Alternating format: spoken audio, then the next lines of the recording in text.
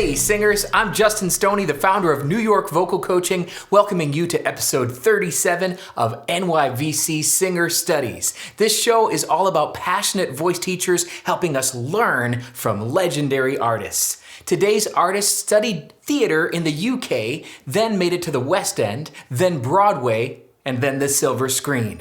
But fancy stuff aside, there's almost no performer as grounded, vulnerable, commanding, and honest in their work as Cynthia Erivo.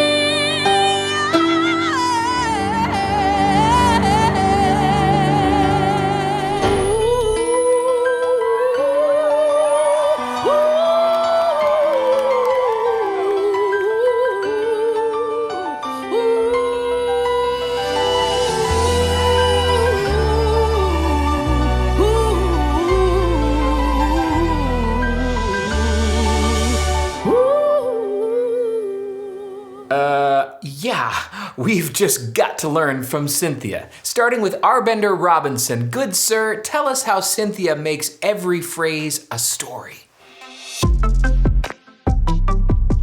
Hello there, friends. We are continuing this conversation of the fabulous, the master that is Cynthia Erivo. It is one thing to learn a song for a performance, but it is another thing to craft a song for a performance where everything that we do in our delivery is highly intentional.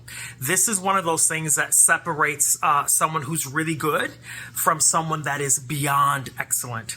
And Cynthia is the king, the queen, the master at crafting our performance to make it a little more impactful. So we're gonna look at two pieces of this one song. And if you get a chance to watch the entire performance, you really should, because it is a masterclass in crafting your performance to give your audience the reaction that you want. So take a look at this first clip.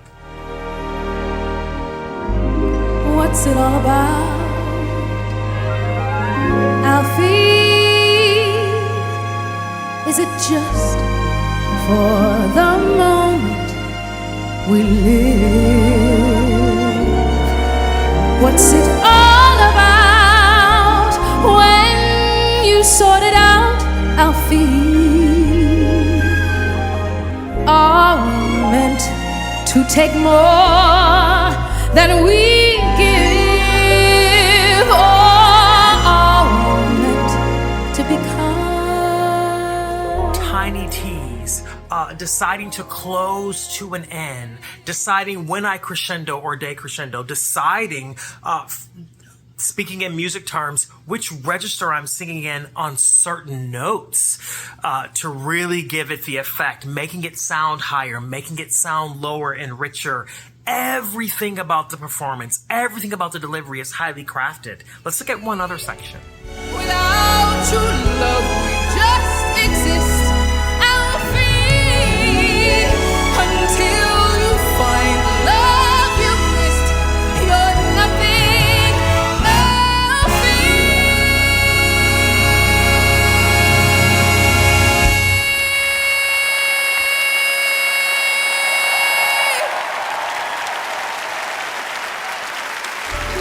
When you're let your heart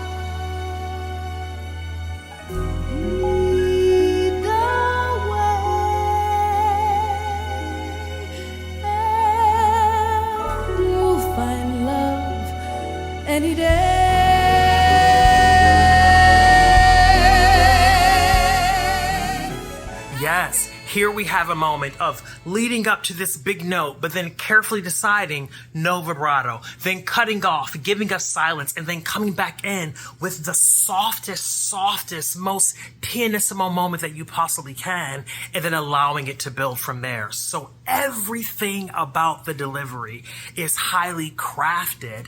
This is what's going to set you apart. This is what you can use in all of your audition work. This is what you can use in all your performance work. These are the things that people are going to notice about your work and comment on for days, weeks, months after your performance. So try it in your own work. Craft every piece so nothing happens by happenstance, nothing happens by mistake, but it's all highly intentional. Let's see what happens. Awesome, Arbender. Next, Zac Bradford. Tell us about Cynthia's vocal cross-training and how that's the key to her incredible stamina. Cynthia Erivo is the definition of versatility. She's got an incredible vocal range, dynamics from quiet to full-on belts, tone from breathy to clean, bright to dark, and she can transition seamlessly between vocal registers, chest voice to head voice. One big reason she can do it all is cross-training. I remember years ago, her voice teacher at the time, 𝗪𝗫𝗀𝗀, shared that Cynthia was training classical arias while belting 8 shows a week in the 𝗪𝗁 𝗨𝗏. Let's check out that versatility in action.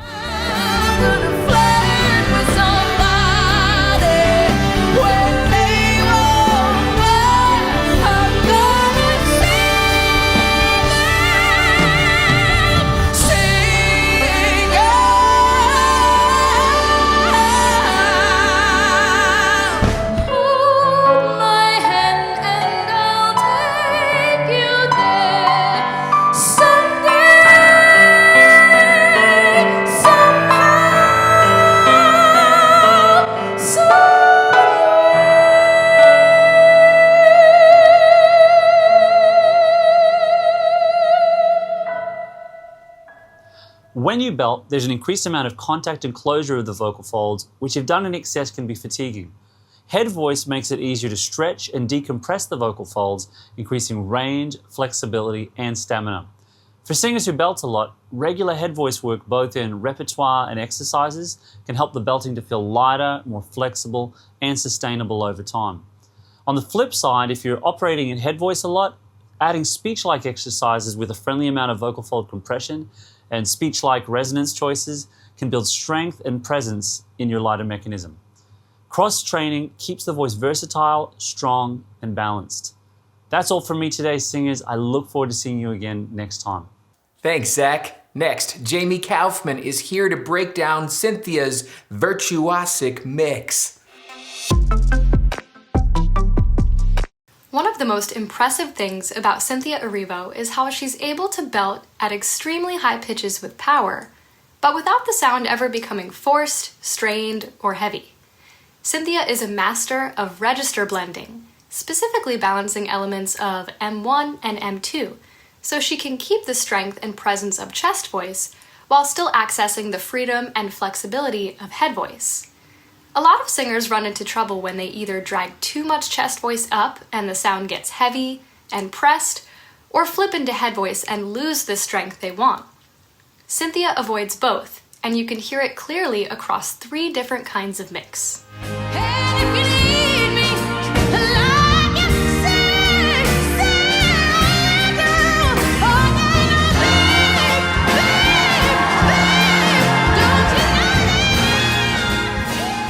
Here, she's in a head-dominant mix. Even though the note is sky-high and full, it's not thick. It's buoyant, strong, and incredibly stable. You can hear that she's allowing more M2 influence, meaning the folds stay flexible while still keeping enough M1 engagement for intensity and clarity.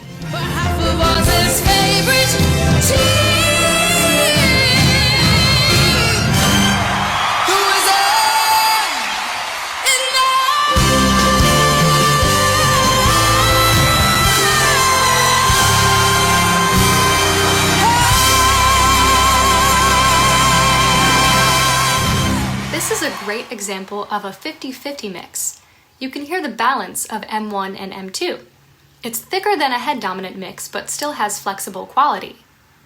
In Cynthia's original song, Worst of Me, She uses a more chest-dominant mix. The sound is thicker and more speech-like.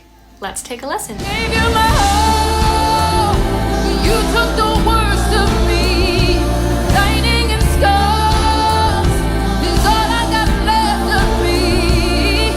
I came here for love, but now I don't want it anymore. Gave you my all. You took the worst of me. Notice how she keeps the thickness of chest voice without overusing breath pressure or volume. And M2 is still present enough to keep the sound elastic. This is what makes her such a great example.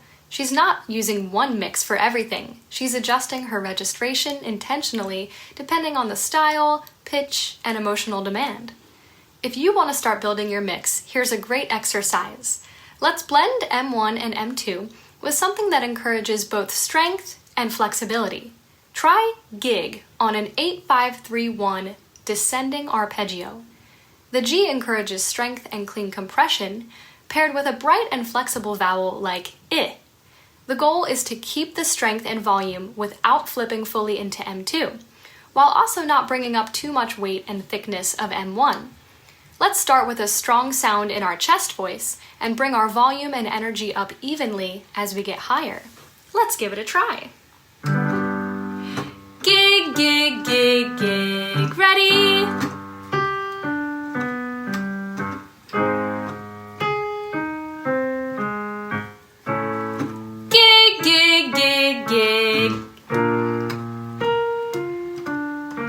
Keep going.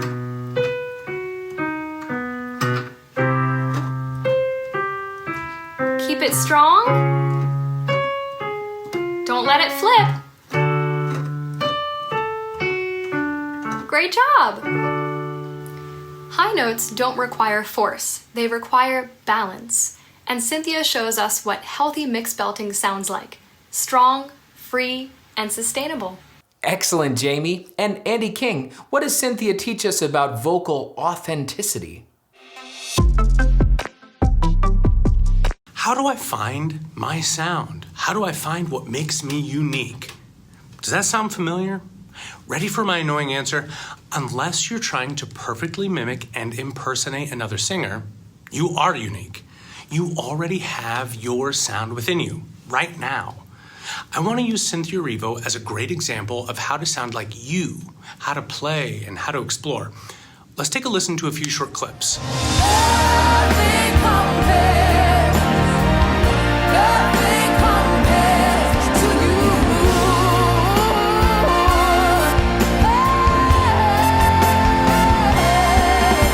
When the night falls, my loneliness calls.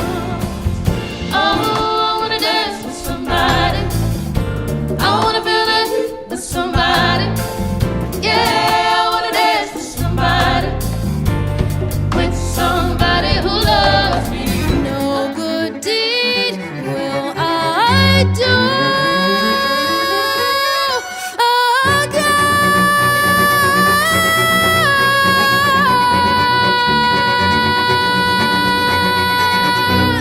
We just listened to 3 different songs in different styles, sung by the same singer. We heard her honor stylistic and musical qualities consistent within pop, rock, dance, disco, and musical theater. And we heard her make different stylistic and musical choices consistent within those genres. And all the while, we didn't question whether it was her or not. One of the things that I find masterful about Cynthia Erivo is how she's able to sing seemingly any genre of music and still sound like her. And she's not just completely mimicking or making the song completely different. And that's where I come back to you. How do you find your sound? Sing a lot, listen a lot, mimic a lot. Sing a pop song with jazz styling. And from here, your unique sound will start to emerge. I find that many singers want one thing, want one solution, want the exercise. There is no one thing. I guarantee that if you stop intellectualizing and overthinking everything and just begin singing, singing, singing, you'll start to find freedom.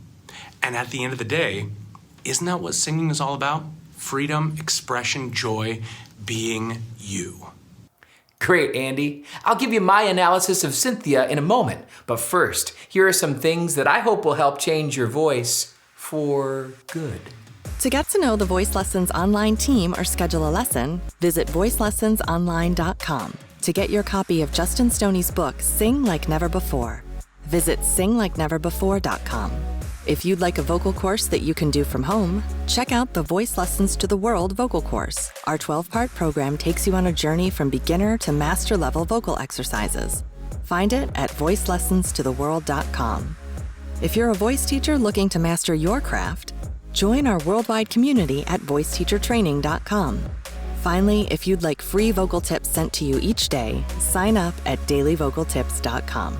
If you're asking me, and I think you are, Cynthia Erivo might just be the greatest female singer on the planet today. As my colleague said, she really is the complete package. So it's easy to notice what's flashy: the belting, the range, the emotion, the mastery.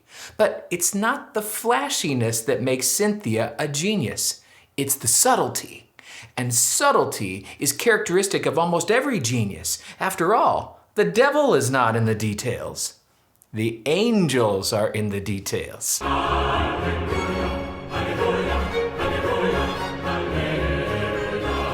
And while Cynthia demonstrates so many examples of detail, nuance, and subtlety in her work, today we'll look at just three. First, the subtlety of nasal resonance. Cynthia is one of the best I've ever heard at disguising the nasal resonance. And that's the way to do it, really, to use just enough to reap all of the benefits while staying so subtle that most listeners won't even know it's there. In this clip, notice how Y is why, deed is deed, and unpunished is unpunished. She's subtle though, so you'll have to listen carefully to hear it. If that's all good deeds are, maybe that's the reason why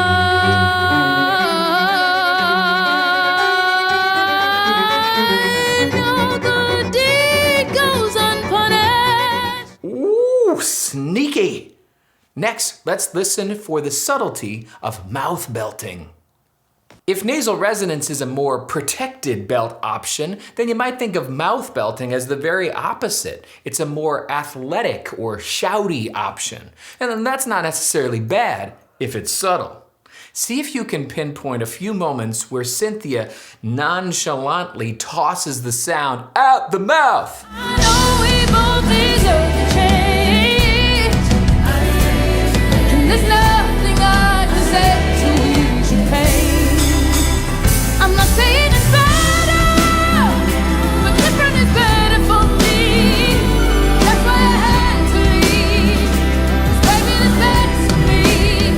I'm not saying Ooh, that's skillful. Last, let's look at the subtlety of riffs and runs. The typical complaint about riffs and runs is that they're overdone, too flashy, too showy, not connected to the song's meaning. Wouldn't it be nice if an artist could slip them in there so subtly that you almost forget that they're there? Yes, it would. I was a stranger that I didn't love anymore. You were a stranger that I didn't know anymore. And we were set up in a parallel. We never meet, and though we knew that well, we keep denying the pain that we knew that we felt. Ha! Hopefully you noticed she did like 8 riffs in that clip. So there you go. Nasal resonance, mouth belting, riffs and runs, all hidden like a bunch of little Easter eggs. Ye who hath ears to hear, may ye hear. And while Cynthia's singing may seem like magic, it's clear that her subtleties, her details, her nuances are exactly how she defies gravity. We'll see you next time for more NYVC Singer Studies.